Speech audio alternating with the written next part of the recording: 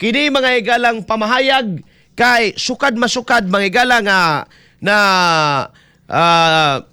pagya kining issues, flood control, corruption, wa man jud mo tingog Martin. Karon mga higala ni tingog na ato siyang hatagan mga higalang panahon. Paminaw na to kini mga higalang iyahang pamahayag. Be, ay mo gawa di batig mo ubos mo ha. Kay ato nang i-dissect mga higalang iyang 11 minutes video mga kaigsunan. XFM Katropa. Sige, tiratin. Sa inyong lahat. For a long time, I chose to remain silent. I did so out of respect for the legal process. I did so because I did not want to add more noise to an already divisive issue. I did so because I believed that if I cooperated fully, submitted myself to the proper authorities, and answered every question asked of me, the truth would eventually speak for itself. But there comes a point when silence is no longer prudence. My silence has been abused and weaponized to build a narrative that is false, twisted, and unfair. So let me be clear. I will not keep quiet anymore. I will face this head on, and I will speak with facts because the truth deserves to be heard. Today, I'm taking this opportunity to speak directly to the Filipino people. From the start of this controversy, I have been cooperative. I personally appeared before the proper authorities. I voluntarily submitted my affidavit to the ICI. I provided the information and documents asked of me. I did not hide. I did not run. I did not evade scrutiny. I faced it head on within the proper channel because I know there is no evidence that proves I committed plunder, conspiracy to commit plunder, or any similar offense that the Ombudsman may be contemplating against me. And because I have nothing to hide, I am today authorizing the immediate public release of the affidavit I submitted, together with all supporting information so that the Filipino people can judge for themselves who has been transparent and who is simply being politically targeted. Now let us address the most absurd accusation of all, that I am supposedly the mastermind of this corruption scheme. How can I be the mastermind? I was the former Speaker of the House of Representatives, but the House of Representatives is only one part of the branch of government, the legislature. The national budget is not conceived, executed, implemented, bidded out, supervised, and completed by one congressman or even by Congress alone, and certainly not by the Speaker of the House. I want to make this simple and clear. The national budget does not depend on just one person. The budget does not begin in the House. It begins in the executive. The agencies and departments prepare their proposals. The executive consolidates them into the national expenditure program, and that program is then submitted to Congress. From there, the House deliberates, but the House is not one person, and it is certainly not the Speaker alone. It is a collegial body made up of hundreds of members, multiple committees, vice chairs, and institutional processes. In fact, there are around 85 committees, each with its own jurisdiction, leadership, and members. No speaker can personally control every committee, much less direct the actions of other branches or government agencies. And in the Appropriations Committee itself, there are already more than 100 members, with many vice chairs, and Representative Toby Tiangco, who has been very vocal and upfront on this issue over the past months, was himself a vice chair of the Appropriations Committee in the previous Congress. So I have to ask, if there were real concerns about irregularities in the budget process, why were these not formally raised during the deliberations, or even during the plenary? The budget deliberation does not stop in the House. The Senate also conducts its own deliberations, reviews its own version, and plays its own role in shaping the final budget, and it is not a bystander. It is an active constitutional participant in this process. After that, the House and the Senate reconcile their versions in the bicameral conference committee. Only then is the final bill transmitted to the President for approval or veto. So let us be honest about what becomes law. The national budget is not the act of one person or one chamber. It is the product of a constitutional chain involving the executive, the House, and the Senate. This is something I want the public to understand. The budget process is collective, multi-layered, and shared.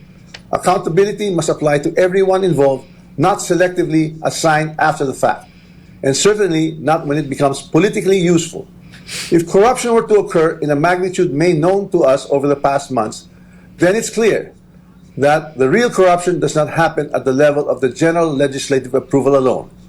It happens at the level of execution of the General Appropriations Act. It happens when projects are implemented. It happens where projects are actually implemented, where procurement is undertaken, where monetary disbursements are actually made. And it happens when substandard projects are passed off as legitimate or when ghost projects are made to appear real. That is why command responsibility is far more logically relevant in the executive branch, where there is actually supervision, operational control, and implementation on the ground, than in the collegial legislative body, where constitutional role is deliberation and appropriation. Congress does not build flood control projects. Congress does not conduct procurement. Congress does not inspect whether a project was actually completed. Congress does not certify whether the work done was substandard or not. So if the allegation is that there was a systemic corruption in flood control implementation, then the public should ask the obvious question: where does implementation actually happen? Definitely not in the session hall of the House of Representatives. Here's the simplest way to test that theory that I am the mastermind of this scheme. If I were truly involved in a fraudulent scheme of this nature, then the first place one would expect to see that pattern would be in my own district, in the projects most easily associated with me. You would have seen it in Tacloban, but I say this with absolute certainty. You won't see it in my district. My district has 0 ghost and 0 substandard flood control projects. 0. And that is verifiable. To prove this point, I'm authorizing my staff to share and release to the public the list of all the projects in my district that the authorities may deem attributable to me. Let the public scrutinize and verify for themselves. As I already mentioned, corruption of this scale is not a one-man operation. It requires 2 things: budget decisions and implementation on the ground. With respect to how the budget was deliberated in Congress, let me say this categorically. I was not a part of the BICAM and the small committee budget deliberations. Yes, I was updated on the general outcomes of the deliberations, but I had no visibility with regard to the specific details of the discussions, including particular amendments or insertions approved during these closed-door deliberations. Records would show that I did not participate in those meetings, and I was not privy to what exactly transpired during the deliberations. However, 2 people were instrumental in making those budget decisions: Chis Escudero and Zaldico. And once the budget becomes law, the work of implementing flood control projects, or any project for that matter, is solely within the purview of the executive, including the DPWH, certainly not by legislators. I understand the anger of the public. The Filipino people have every right to be angry because stolen public funds are taxes derived from hard-earned money. I'm not asking the public to look away. I'm asking everyone to look where the evidence points, not where it is politically convenient or politically motivated. So I ask the Ombudsman and the public these questions: who has been named in sworn testimonies and affidavits? Whose name actually appeared in credible accounts made under oath? If there are sworn accounts pointing to other personalities across the chain, whether in budget deliberations or in implementation, then those leads must be pursued with the same seriousness and the same urgency. Accountability cannot be selective. For months, I chose silence because I believe in our legal system and in the rule of law. But my silence is now being exploited with politically engineered and fabricated narratives.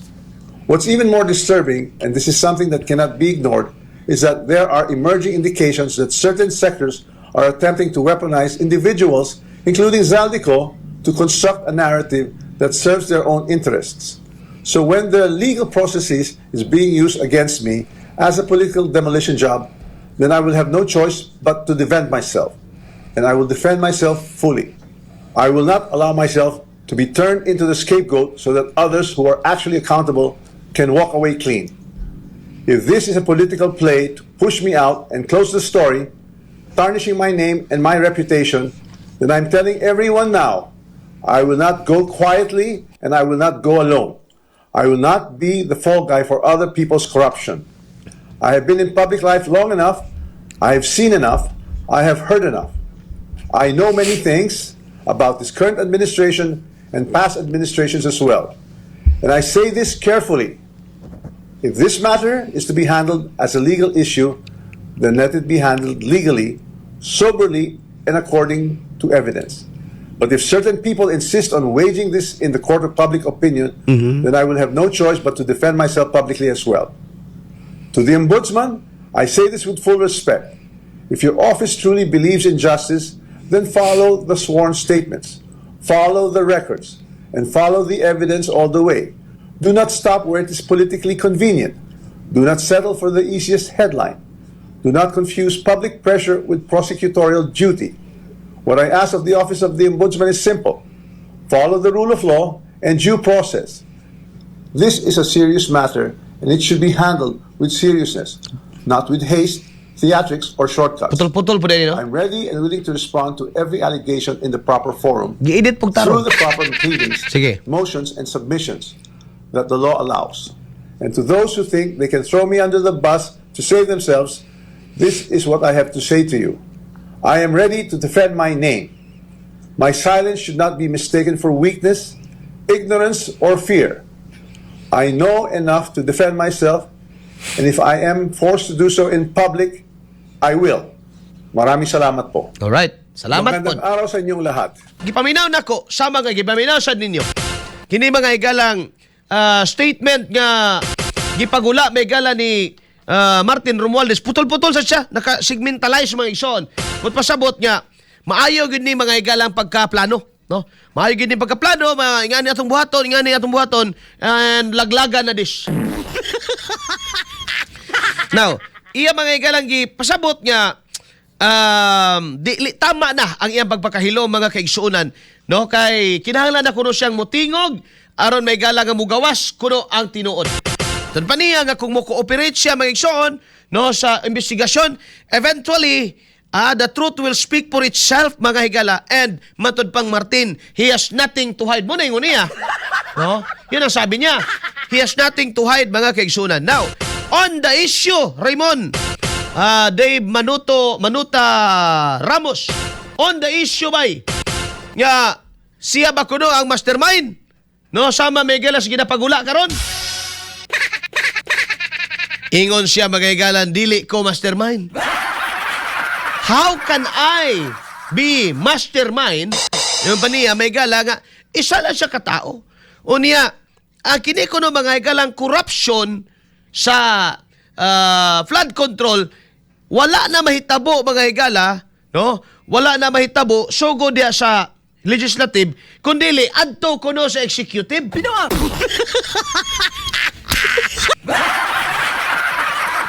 Ingon kayo siya nga, corruption happens in execution. No, ingon si Martin. Kasi mo na makapilit, pilit gyapon bisag wa na. Mga katropa sa mga ampun sa solusyon ani bay. Palitan siguro nato ng computer sa ba. Wala man pud taron kay nagtipid man taron, di gyud aprobahan ni. Ako na lang siguro ipalit ana ba? Pwede itong computer nga katong ana-ana, katong tuplok-tuplok, katong na-joystick. Pwede na to. Bitaw? No? Balik ka na to. Dili ko no siya mastermind, bay. Mali sa sukwahe sa inyong gipanulti. Dili ko no siya mastermind kay paunsa ba ko no siya mastermind mga kaigsuunan nga share ba usa. O sige, dili ka mastermind pero mangutan ako nimo. Ngayon sa tanang congressman, sa GAA 2025, ikaw may pinakadakong budget. Pinawa! Ha? Nganong sa president's budget, gikan pa dito sa imong agaw, paingon diya sa imuha, Nganong ikaw may pinaka-house pointer. O ang imong pag-umangkon nga si Charish. Be, tubagan ninyo na. Kaya naswat man na. No? Muna ginaingon mga igala ni Poncio Pilato, gawas nga manghugas sa si Poncio Pilato na pinaka-importante ingon ni Poncio Pilato. Ang nasulat na, naisulat na. Di ba? Nga naman, mamangka na mga igala, ingon magka nga, tua pa na magsugod sa executive. But pasabot ani bay, no, kung ato dyan ning uting kayo ni, pag muhisgot na kag-executive, naanas tumoy siyang dila, may galang pwede niyang panganlan, iyang agaw. Si Bongbong Marcos. Naanas tumoy siyang dila, may gala, ang iyang pwede niyang panganlan. Pero bisan pa may galang di niya ilitokon, dili man ta mga bugo, may galang di ta kasabot niya kining nahitabo ron laglagan. Oh. Ingon siya may galang nga, nagsugod ang tanan dito. No, wala diri sa mua kay muagir na sa mua, igor ami mo legislate, all right? Balo may ana. Karaan ng kanta na, no? Karaan kansyon. So, kung sumayon, may gala, gusto niya ipasabot nga, gikan pa mga igala dito sa DBM, no? Sa Department of Budget Management, amin na pangandaman, o si amin na pangandaman, di na buot og butang niya, bay? Without the blessing of the President of the Republic of the Philippines. Bullseye. Kauban si Katropang Arnel Cortez. Bullseye. So si kinsa gyud ninyong duhang magigagaw? No, ayo na mo inyo pa nang ipasangil ni Escudero, binuang siya. Kamo ko no, motoo mo nga si Escudero og si si Escudero og si Saldico mo ay mastermind. Di ko mo to omega lang, awa sila kakuha. Pero di sa ko mo to omega lang, sila ay nagsulos tanan. Bullseye. Bullseye. Kaya in the first place, if mali or naskita ninyo nga nanubra ang nasa president's budget, dapat pag-agi sa inyong komitiba, inyo na nang slice down kay dako ra kaayo. Pero nga nang wala man mo igihimo. Di ba? O sabay sulti mga igala ni Irise. Kisa may pinakadakog nadawat may gala nga distrito. Imuha, Tin, o kang Charis, kang Sandro. Di ba? Inyuha ang duha. Mo'y pinakadako nga budget na dawat. Gikan kang kinsa. Gikan sa president's budget. If indeed, wa ka makauyon adto, dapat katong giingon may galang 30 billion nimong budget sa imong distrito. Ikaw na mismo ni desisyon nga sobra ra kayo na. Speaker gug ka. Ayaw mig himuang bugo. Yes, ang kining kongreso o ang kamara is legislative or legislature in nature ang ilang trabaho. But please, ayaw ninyo kalimte mga igsoon that the power of the purse naa magahigalas kamara. Bullseye. Kauban si Katropang Arnel Cortez.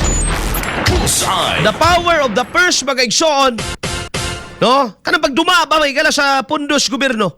Naana may gala manukad diha kay ngano mga katropa dili na mamahimong balaod o dili na mga igala makalabang diha nila. Bullseye. Bullseye. Kinahanglan yun may gala nga mo. Pirmahan na nila, hasasa na nila mga kaigsunan. So ayaw tanggalig kabuotin. Ngamuingon ka nga kining inyuhang grupo House of Representatives o ang Office of the House Speaker legislative in nature. Yes, kabaw mami ano eh. Labaw pa kaybaw ana nga inyong trabaho di magpanday balaod og di mangawat. Makaybaw mi ana. No? Pero kaybaw sab mi nga ang power of the purse naa diha ninyo. So ayaw gyud mo panghunaw karong moingon mo wa mi labot ana. Kaya naman, dunay tricky, no? Duna mga higalay minaro nga kalaki sa korupsyon nga nahitabo karon. Bullseye! Bullseye! Ang nanda na to, kanang ingon niya, nga corruption happens in execution. O sa ibot niyang ipasabot, nga ang corruption, kinaraan man natin. Kinaraan na siya tin. Nga, ang corruption, ingani siya nahitabo gab, nga ihatag sa kang DPWH ang kwarta, 8 billion, and then si DPWH mangita og mga kontraktor nga iyahan na itong amigo, ihatag ni i-award ning 8 billion. O imo na ikaw trabaho ana. Pero naay kuan diha, tapyasin na gamay tagai ko, tagai sila. Ano ngani ngana. Mo na iyang gusto pasabot. Karaan man na. Unya ang kini mga igalang kontraktor, imbis nga mo palit og simento nga tag 200 ang sako, adto lang dito sa tag 100. Oh. Ana kay katong na savings mga igala, ilahan na itong gamiton. 100 ang tag 100 ang gipalit, pero ang resibo may galang gibutang tag 200 o tag 300. Di ba? Kay mahal ba kay may gala ang price analysis ng DPWH? Oh. Kita mo tong kanang mga eagle eye diha may gala sa karsada, kanang mga solar. Tag 11,000 ba na sa ilaw niya, mapalit ra ba mo nag 900. Di ba? So ingon na imo na gusto niya pasabot nga naa diha sa procurement. Oh, ingon si Martin, kami ba di ay mamalit? Kay ba man ming dili? Kami ba di ay mubiding? Kay ba masaming dili? Ha? Kami ba di ay ang magmasag simento? Kay ba sabi ana? Kadili ka mo. Pero kay ba sabi nga, apil gyud mo skawat bisag unsaon. Di gyud niyo pwedeng manghunamos yung kamot. Kanya mo ingon nga, wa bilabot ana. Kaya in the first place, kung supak mo ni ini, dapat naningog mo ni ini. Ikaw mismo, speaker man ka. O tinuod ka, kaniadto, nga supak aning tanan. Dapat sa inyong level palang daan, nagyaw-yaw ka na. Dili kay karon magpakaron ingnon kang biktima aning tanan. Bullseye! Kauban si Katropang Arnel Cortez. Bullseye! Baga na kayo mong mga dagway. Asa man mo mong budget, inyo na kaugalingon? Kato mga panahon nga dunay mga hinabang nga imong pangtatakan og Office of the House of Representative. Imuha ba tong kwarta? No? Gikan magyabot to sa inyong opisina. Nganong ingon niya na kadako ang pondo sa inyong opisina. Sayon na kayo sabton. Kami mga yanong mga lugsuranon, kaming yanong mga Pilipino nakasabot mi. Ngayong ana kakalakas, ingana kakakusog ganuman. Plain and simple, presidente ang imong igagaw. Bullseye! Kauban si Katropang Arnel Cortez. Bullseye! Dili mi mada karog drama and you are playing the role of the victim. No? Dili mi madaan natin. Moingon kay karon, ako ba jud ning gilista ba gigala, gidissect na ko unsay unod ba gigala tong iyang putol-putol nga bidyong gisumpay. Mga katropa, dunay mga gipasanginlan diri, no? Ang executive department kuno may gala, mooy kung duna may mastermind didto gyud kuno maguna. Nganong wala naman lang nimo lito ka imong igagaw og maumang galing na. No? Kaya ang sangkuanan ining tanan may gala at the end of the day mo balik magitas presidente. No? Nganong di man ninyo malitok ang matag usa? No? Ngano man mga igala nga mura mag sacred cow, nga di gyud may igala malitok sila mga gabil, ineffable in their own tongue mga igala ang pangahan sa matag usa. Okay mo din ang litokon for the sake of the Filipino people, if ever wa kay labot. Katropang Arnel Cortez. Bullseye! You are appealing to emotion. You are using the appeal to pity argument, and you are using or playing the role of the victim here. You are not a victim here, Mr. Romualdez, sir. Representative Romualdez. Dili ka biktima diri, sir. You are part of the system nga mo'y nagpalisod sa mga Pilipino. Bullseye! Kauban si Katropang Arnel Cortez. Bullseye! Limbarok. Ayaw mi og ilara ang inyong hamili kunuhay nga dignity. Manghinambog pagka nga, walay ingana si Leyte. Mga tao nangadtog Leyte. Mga tao nangadto sa imong distrito. Perting daghan nagbangag. Bangag na mong mga Bisaya, ha? Ay, ikaw Bisaya, masa kagyapon. Sa mangutana, dapat ang tao, Kung ikaw ang isa sa nakakuha pinakadako nga budget, asa man na paingon ang imong budget? Bullseye. Kauban si katropang Arnel Cortez. Bullseye. Manawagan mi ang among responsa ni Mr. Representative Martin Romualdez, sir. Ang among responsa ni, enough of this. Tama na ni. Tama na inyong pag-play, inyong mga drama-drama niya. No? Tama na ni pagpamahid. Gikapoy na mga tao ani. O kamo diya mga taga-Leyte. In taon, pag mata na mo, ay naging ninyo nak.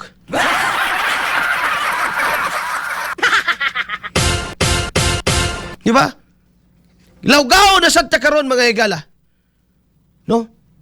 Naningog na kay matod pa muuli ay na may gala si kinsa ni? Saldico. Oh. Kay siya kuno may gala ginadot ani ining tanan. No? Kay siya may gala di na kuno siya he will not be a fall guy for someone's corruption. So kinsa may gipasabot nimo sa someone? Nag-mention man kadirig pangan. Ha? Nag-mention ba kadirig pangan Mr. Congressman? XFM Katropa. Di ay Chis Escudero and di ay Saldico. Pero dili mi makatuan eh. I mean, in the political scheme, mga higala, dili mi makatuan eh. Ano man? Yes, co-equal branch, mga higala, ang House of Representatives and Senate, and Escudero that time was the Senate President, mga igsoon. Pero, I think mas naakay say and compass sa nga tao. No? Nganong si Escudero kay karoy gitira? Because from Escudero may gala, una ko nakadungog nga ikaw tin ang bitin. XFM Katropa. Simple. Usaon karon pagkunay mga higala sa imong bata nga si Saldi. Nga lahi ang amo. No? Imong bata si Saldi, tapos mo cooperate dito sa laing busing? That's impossible. Ayaw diri pagpabulok-bulok o ayaw diri pagpabuang-buang nga moingon kag wa kay kalabutan ug wa kay kalambigitan nining tanan. Kay subayo na to ang gaa, dako kag nakuha. Og moingon ka karon nga tanaw nimong distrito ug way mga guba. Tabla ray ningon ka nga ang kang Sandro Marcos nga distrito mo daghang wa gyud matarong. Kay gisubay ra mas mga vlogger ng distrito ni Charis. Na mga tulay, murag balay may galag kalapati usar ka bukhaligi.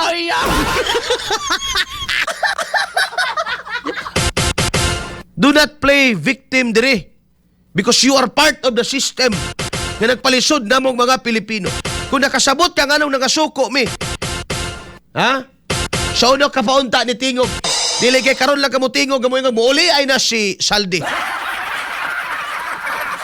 Muna challenge ato ninyo. Kung laglagan naman, drop the name. Drop the name. Kung si BBM, tama na ng inyong kalaki. No? Gikapoy na intahon, mi ani, oy. No? Kaya mo diya mga katropa, wala mo kapuyan ng ilang kalaki, bagay soon. No? Husto na! Bullseye! Bullseye! Kapoy kay maminaw, may gala sila mga drama. Oh. Maglibaw na kag sa imong tuuhan. Oh. Karon mga higala ang ginatumbok karon ni Martin. Mauna may higala ang executive. Kay bawa man gyud mo kisay namuno sa executive. Ang iya ra man gyung agaw. Pero it seems that dili pa malitok siya mga ngabil ni. Pero kami may higala kita nga nagunahon kay bawa na ta kisay punteriya. Bullseye! Bullseye! Unya ay ko ina may higala og kay ningon man mga higala si Martin nga doon na kunoy mga certain individual nga nagamit mga higala kag saldi para gubon kuno siya. Ay ko inag inyo na po nang ipahid mga higala sa mga Duterte na. Diha na gid ninyong tao mga higala. Di na gyud mo manimaho bisag usaon. Bullseye! Bullseye!